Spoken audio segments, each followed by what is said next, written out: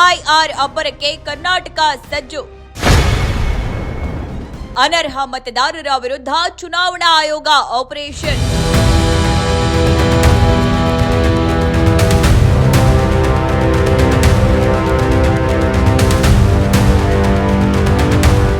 ದೇಶದ ಚುನಾವಣಾ ವ್ಯವಸ್ಥೆಯನ್ನು ಇನ್ನಷ್ಟು ಪಾರದರ್ಶಕ ಹಾಗೂ ನಿಖರಗೊಳಿಸುವ ಉದ್ದೇಶದಿಂದ ಕೇಂದ್ರ ಚುನಾವಣಾ ಆಯೋಗವು ಮಹತ್ವದ ಹೆಜ್ಜೆ ಇಟ್ಟಿದೆ. ಕರ್ನಾಟಕ ಸೇರಿದಂತೆ ದೇಶದ 19 ರಾಜ್ಯಗಳು ಮತ್ತು ಕೇಂದ್ರಾಡಳಿತ ಪ್ರದೇಶಗಳಲ್ಲಿ ಇದೀಗ ವಿಶೇಷ ಮತಪಟ್ಟಿ ಪರಿಷ್ಕರಣೆ ಪ್ರಕ್ರಿಯೆ ಅಂದರೆ ಸ್ಪೆಷಲ್ ಇಂಟೆನ್ಸಿವ್ ರಿವಿಷನ್ ಕಾರ್ಯಾಚರಣೆ ಆರಂಭವಾಗಿದೆ. ಮುಂದಿನ ಚುನಾವಣೆಗಳನ್ನು ಗಮನದಲ್ಲಿಟ್ಟುಕೊಂಡು ಈ ಅಭಿಯಾನಕ್ಕೆ ಚಾಲನೆ ನೀಡಲಾಗಿದ್ದು, ಮತದಾರರ ಪಟ್ಟಿಯನ್ನ ಸಂಪೂರ್ಣವಾಗಿ ನವೀಕರಿಸುವ ಕೆಲಸವನ್ನ ಅಧಿಕಾರಿಗಳು ಕೈಗೆತ್ತಿಕೊಂಡಿದ್ದಾರೆ. ಹೌದು, ಚುನಾವಣಾ ಆಯೋಗದ ಪ್ರಕಾರ ಮತದಾರರ ಪಟ್ಟಿಯಲ್ಲಿ ಹೆಸರು ಇದ್ದರೂ ಮೃತಪಟ್ಟವರು, ಸ್ಥಳಾಂತರಗೊಂಡವರು, ಒಂದಕ್ಕಿಂತ ಹೆಚ್ಚು ಕಡೆ ಹೆಸರು ಹೊಂದಿರುವವರು ಅಥವಾ ಕಾನೂನುಬದ್ಧ ಅರ್ಹತೆ ಇಲ್ಲದವರ ಹೆಸರನ್ನ ಗುರುತಿಸಿ ತೆಗೆದುಹಾಕುವುದು ಈ ಅಭಿಯಾನದ ಪ್ರಮುಖ ಉದ್ದೇಶವಾಗಿದೆ. ಇದೇ ವೇಳೆ ಹೊಸದಾಗಿ 18 ವರ್ಷ ಪೂರೈಸಿದ ಯುವ ಮತದಾರರನ್ನ ಪಟ್ಟಿಗೆ ಸೇರ್ಪಡೆಗೊಳಿಸುವ ಕಾರ್ಯಕ್ಕೂ ಆದ್ಯತೆ ನೀಡಲಾಗುತ್ತದೆ. ಮತದಾರರ ಪಟ್ಟಿಯಲ್ಲಿ ತಪ್ಪುಗಳು ಕಡಿಮೆಯಾಗಬೇಕು ಮತ್ತು ನಿಜವಾದ ಮತದಾರರಿಗೆ ಮಾತ್ರ ಮತದಾನದ ಹಕ್ಕು ಸಿಗಬೇಕು ಎಂಬುದು ಈ ಚುನಾವಣಾ ಆಯೋಗದ ಉದ್ದೇಶವಾಗಿದೆ. ಅನರ್ಹ ಮತದಾರರ ಹೆಸರನ್ನು ರದ್ದುಗೊಳಿಸಿ ಮೃತಪಟ್ಟಿಯನ್ನು ಅತ್ಯಂತ ನಿಖರ ಹಾಗೂ ಪಾರದರ್ಶಕವಾಗಿಡುವ ಉದ್ದೇಶದಿಂದ ಕೇಂದ್ರ ಚುನಾವಣಾ ಆಯೋಗವು ಮಹತ್ವದ ನಿರ್ಧಾರ ಕೈಗೊಂಡಿದೆ.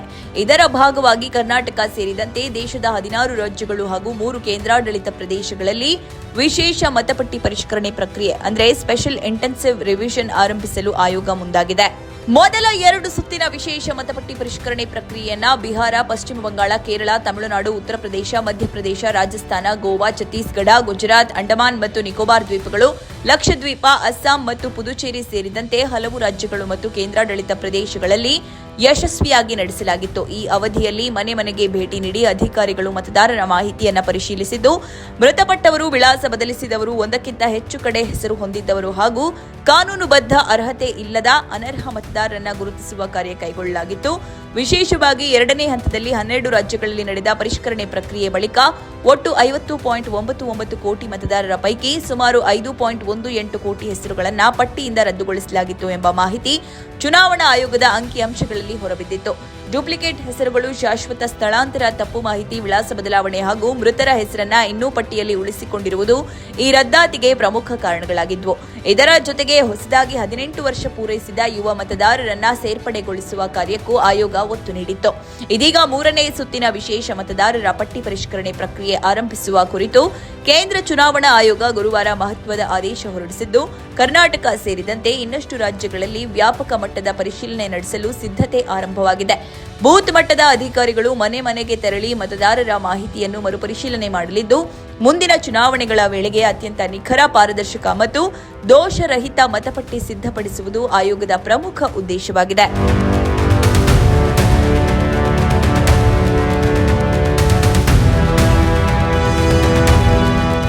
ಕರ್ನಾಟಕ ಸೇರಿದಂತೆ 19 ರಾಜ್ಯಗಳು ಮತ್ತು ಕೇಂದ್ರಾಡಳಿತ ಪ್ರದೇಶಗಳಲ್ಲಿ ವಿಶೇಷ ಮತಪಟ್ಟಿ ಪರಿಷ್ಕರಣೆ ಪ್ರಕ್ರಿಯೆಯನ್ನು ಹಂತ ಹಂತವಾಗಿ ವಿವಿಧ ದಿನಾಂಕಗಳಲ್ಲಿ ನಡೆಸಲು ಕೇಂದ್ರ ಚುನಾವಣಾ ಆಯೋಗ ತೀರ್ಮಾನಿಸಿದೆ. ಪ್ರತಿ ರಾಜ್ಯದಲ್ಲೂ ಮತದಾರರ ಮಾಹಿತಿಯನ್ನು ಸಂಗ್ರಹಿಸುವುದು, ಪರಿಶೀಲಿಸುವುದು, ತಿದ್ದುಪಡಿ ಮಾಡುವುದು ಹಾಗೂ ಮರುಪರಿಶೀಲನೆ ನಡೆಸುವ ಪ್ರಕ್ರಿಯೆಗಳು ಹಲವು ಹಂತಗಳಲ್ಲಿ ನಡೆಯಲಿದ್ದು, ಬಳಿಕ ಅಂತಿಮ ಮತದಾರರ ಪಟ್ಟಿಯನ್ನು ಪ್ರಕಟಿಸಲಾಗುತ್ತದೆ. ಪರಿಷ್ಕರಣೆಗೆ ಒಳಪಡುವ ಈ 19 ರಾಜ್ಯಗಳಲ್ಲಿ ಒಟ್ಟು 36.73 ಕೋಟಿ ಮತದಾರರಿದ್ದು, ಇವರ ವಿವರಗಳನ್ನು ಪರಿಶೀಲಿಸಲು ಸುಮಾರು 3.94 ಲಕ್ಷ ಬೂತ್ ಮಟ್ಟದ ಅಧಿಕಾರಿಗಳನ್ನು ಅಂದರೆ ಬಿಎಲ್ಒಗಳನ್ನು ನಿಯೋಜಿಸಲಾಗಿದೆ. ಇವರು ಮನೆ ಮನೆಗೆ ತೆರಳಿ ಮತದಾರರ ಹೆಸರು, ವಿಳಾಸ, ವಯಸ್ಸು ಹಾಗೂ ಇತರ ದಾಖಲೆಗಳನ್ನು ಪರಿಶೀಲಿಸಿದ್ದಾರೆ. ಮೃತಪಟ್ಟವರು, ಸ್ಥಳಾಂತರಗೊಂಡವರು, ಒಂದಕ್ಕಿಂತ ಹೆಚ್ಚು ಕಡೆ ಹೆಸರು ಹೊಂದಿರುವವರು ಅಥವಾ ಅನರ್ಹ ಮತದಾರರನ್ನ ಗುರುತಿಸಿ ಪಟ್ಟಿಯಿಂದ ತೆಗೆದುಹಾಕುವ ಕೆಲಸಕ್ಕೂ ಈ ಅಧಿಕಾರಿಗಳು ಮುಂದಾಗಲಿದ್ದಾರೆ. ಇದೇ ವೇಳೆ ಹೊಸದಾಗಿ 18 ವರ್ಷ ಪೂರೈಸಿದ ಅರ್ಹ ಯುವ ಮತದಾರರನ್ನ ಪಟ್ಟಿಗೆ ಸೇರ್ಪಡೆಗೊಳಿಸುವ ಕಾರ್ಯಕ್ಕೂ ಆದ್ಯತೆ ನೀಡಲಾಗುತ್ತಿದೆ. ಈ ಸಂಪೂರ್ಣ ಪ್ರಕ್ರಿಯೆಯಲ್ಲಿ ರಾಜಕೀಯ ಪಕ್ಷಗಳಿಗೂ ಅವಕಾಶ ಕಲ್ಪಿಸಲಾಗಿದ್ದು, ವಿವಿಧ ಪಕ್ಷಗಳಿಂದ ನೇಮಕಗೊಳ್ಳುವ ಸುಮಾರು 3.42 ಲಕ್ಷ ಬೂತ್ ಮಟ್ಟದ ಏಜೆಂಟ್ಗಳು ಅಂದರೆ ಬಿಎಲ್ಎಗಳು ಅಧಿಕಾರಿಗಳಿಗೆ ಸಹಕಾರ ನೀಡಲಿದ್ದಾರೆ. ಮೃತಪಟ್ಟಿಯಲ್ಲಿ ಯಾವುದೇ ಗೊಂದಲ, ಡೂಪ್ಲಿಕೇಟ್ ಹೆಸರುಗಳು ಅಥವಾ ನಕಲಿ ನೋಂದಣಿಗಳು ಉಳಿಯದಂತೆ ನೋಡಿಕೊಳ್ಳುವುದು ಹಾಗೂ ಮುಂದಿನ ಚುನಾವಣೆಗಳಿಗೆ ದೋಷರಹಿತ ಮತದಾರರ ಪಟ್ಟಿ ಸಿದ್ಧಪಡಿಸುವುದು ಚುನಾವಣಾ ಆಯೋಗದ ಮುಖ್ಯ ಉದ್ದೇಶವಾಗಿದೆ. ಹಿಮಾಚಲ ಪ್ರದೇಶ, ಜಮ್ಮು ಮತ್ತು ಕಾಶ್ಮೀರ, ಲಡಾಖ್ನಲ್ಲಿ ಪ್ರಕ್ರಿಯೆಗೆ ಎದುರಾಗಬಹುದಾದ ಕೆಲವೊಂದು ಸಮಸ್ಯೆಗಳನ್ನು ಪರಿಗಣಿಸಿ ಅವುಗಳನ್ನು ಬಳಿಕ ಸೂಕ್ತ ಸಮಯದಲ್ಲಿ ಕೈಗೊಳ್ಳಲು ಉದ್ದೇಶಿಸಲಾಗಿದೆ ಎಂದು ಮುಖ್ಯ ಚುನಾವಣಾ ಆಯುಕ್ತ ಜ್ಞಾನೇಶ್ ಕುಮಾರ್ ತಿಳಿಸಿದ್ದಾರೆ. ಸ್ಪೆಷಲ್ ಇಂಟೆನ್ಸಿವ್ ರಿವಿಷನ್ಗೆ ವಿಪಕ್ಷಗಳ ಆರೋಪ. ಬಿಹಾರದಲ್ಲಿ ಕಳೆದ ವರ್ಷ ಮತಪಟ್ಟಿ ಪರಿಷ್ಕರಣೆ ಪ್ರಕ್ರಿಯೆ ನಡೆಸಲಾಗಿತ್ತು. ಈ ವೇಳೆ ಹಲವು ಹೆಸರುಗಳನ್ನು ಉದ್ದೇಶಪೂರ್ವಕವಾಗಿ ಕೈಬಿಡಲಾಗಿದೆ ಎಂದು ವಿಪಕ್ಷಗಳು ಆರೋಪಿಸಿದ್ವು. ಬಳಿಕ ಇತ್ತೀಚೆಗೆ ಚುನಾವಣೆ ನಡೆದ ಪಂಚ ರಾಜ್ಯಗಳಲ್ಲಿ ಇದೇ ರೀತಿಯ ಪ್ರಕ್ರಿಯೆ ಕೈಗೊಳ್ಳಲಾಗಿತ್ತು. ಈ ಪೈಕಿ ಬಂಗಾಳದಲ್ಲಿ 29 ಲಕ್ಷಕ್ಕೂ ಹೆಚ್ಚು ಅನರ್ಹ ಮತದಾರರನ್ನ ನಾನಾ ಕಾರಣ ನೀಡಿ ರದ್ದುಗೊಳಿಸಲಾಗಿತ್ತು. ಜೊತೆಗೆ ಪ್ರಕ್ರಿಯೆಯನ್ನು ಪ್ರಶ್ನಿಸಿ ಟಿಎಂಸಿ ಸೇರಿದಂತೆ ಹಲವು ಸಂಘಟನೆಗಳು ಸುಪ್ರೀಂ ಕೋರ್ಟ್ ಮೆಟ್ಟಿಲೇರಿದ್ದಾವಾದರೂ ಪ್ರಕ್ರಿಯೆ ಮುಂದುವರೆಸಲು ಸುಪ್ರೀಂ ಕೋರ್ಟ್ ಆದೇಶಿಸಿತ್ತು. ಕರ್ನಾಟಕದ ಅಂಕಿಅಂಶಗಳು ಹೇಗಿದೆ ಗೊತ್ತಾ? ಎಸ್ಐಆರ್ ಪ್ರಕ್ರಿಯೆಯ ಭಾಗವಾಗಿ ಕರ್ನಾಟಕದಲ್ಲಿ ಒಟ್ಟು 5,52,00,000 ಮತದಾರರ ಮಾಹಿತಿಯನ್ನು ಪರಿಶೀಲಿಸಲಾಗ್ತಾ ಇದೆ. ಈ ಕಾರ್ಯಕ್ಕಾಗಿ ರಾಜ್ಯದಲ್ಲಿ 59,050 ಬೂತ್ ಮಟ್ಟದ ಅಧಿಕಾರಿಗಳನ್ನು ನಿಯೋಜಿಸಲಾಗಿದ್ದು, ಅವರಿಗೆ ವಿವಿಧ ರಾಜಕೀಯ ಪಕ್ಷಗಳಿಂದ ನೇಮಕವಾಗಿರುವ 25,284 ಬೂತ್ ಮಟ್ಟದ ಏಜೆಂಟ್ಗಳು ಸಹಕಾರ ನೀಡಲಿದ್ದಾರೆ.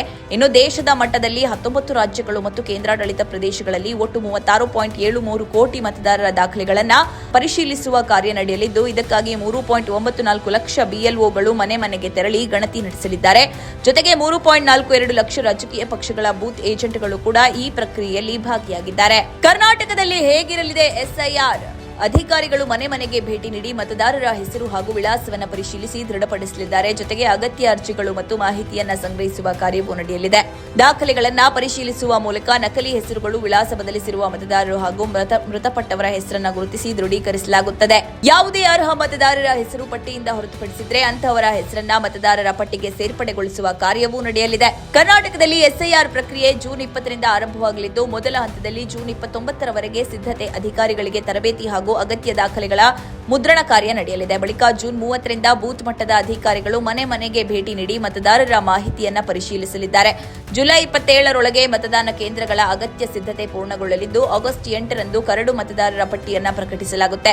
ಇದರ ನಂತರ ಅಕ್ಟೋಬರ್ 9ರವರೆಗೆ ಸಾರ್ವಜನಿಕರಿಗೆ ಆಕ್ಷೇಪಣೆ ಸಲ್ಲಿಸಲು ಅವಕಾಶ ನೀಡಲಾಗಿದ್ದು, ಆಗಸ್ಟ್ 8ರಿಂದ ಅಕ್ಟೋಬರ್ 3ರವರೆಗೆ ನೋಟಿಸ್ ಪರಿಶೀಲನೆ ಹಾಗೂ ಆಕ್ಷೇಪಣೆಗಳ ವಿಲೇವಾರಿ ಪ್ರಕ್ರಿಯೆ ನಡೆಯಲಿವೆ. ಎಲ್ಲಾ ಹಂತಗಳು ಪೂರ್ಣಗೊಂಡ ಬಳಿಕ ಅಕ್ಟೋಬರ್ 7ರಂದು ಅಂತಿಮ ಮತದಾರರ ಪಟ್ಟಿಯನ್ನು ಚುನಾವಣಾ ಆಯೋಗ ಬಿಡುಗಡೆ ಮಾಡಲಿದೆ. ದೇಶದ ಯಾವ ರಾಜ್ಯಗಳು ಎಸ್ಐಆರ್ ಜಾರಿಯಾಗಲಿದೆ? ಕರ್ನಾಟಕ, ದೆಹಲಿ, ಒಡಿಶಾ, ಮಿಜೋರಾಂ, ಸಿಕ್ಕಿಂ, ಮಣಿಪುರ, ಉತ್ತರಾಖಂಡ, ಆಂಧ್ರಪ್ರದೇಶ, ಅರುಣಾಚಲ ಪ್ರದೇಶ, ಹರಿಯಾಣ, ತೆಲಂಗಾಣ, ಪಂಜಾಬ್, ಮೇಘಾಲಯ, ಮಹಾರಾಷ್ಟ್ರ, ಜಾರ್ಖಂಡ್, ನಾಗಾಲ್ಯಾಂಡ್, ತ್ರಿಪುರಾ, ದಾದರ್ ಮತ್ತು ನಗರ್ ಹವೇಲಿ, ದಮನ್ ಮತ್ತು ದಿಯು ಹಾಗೂ ಚಂಡೀಗಢದಲ್ಲಿ ಎಸ್ಐಆರ್ ಜಾರಿಯಾಗಲಿದೆ. ಎಸ್ಐಆರ್ ಹಾಗೂ ಅದರ ಪ್ರಕ್ರಿಯೆಗಳ ಬಗ್ಗೆ ನಿಮ್ಮ ಅಭಿಪ್ರಾಯವನ್ನ ಕಾಮೆಂಟ್ ಮೂಲಕ ನಮಗೆ ತಿಳಿಸಲು ಮರೆಯಬೇಡಿ.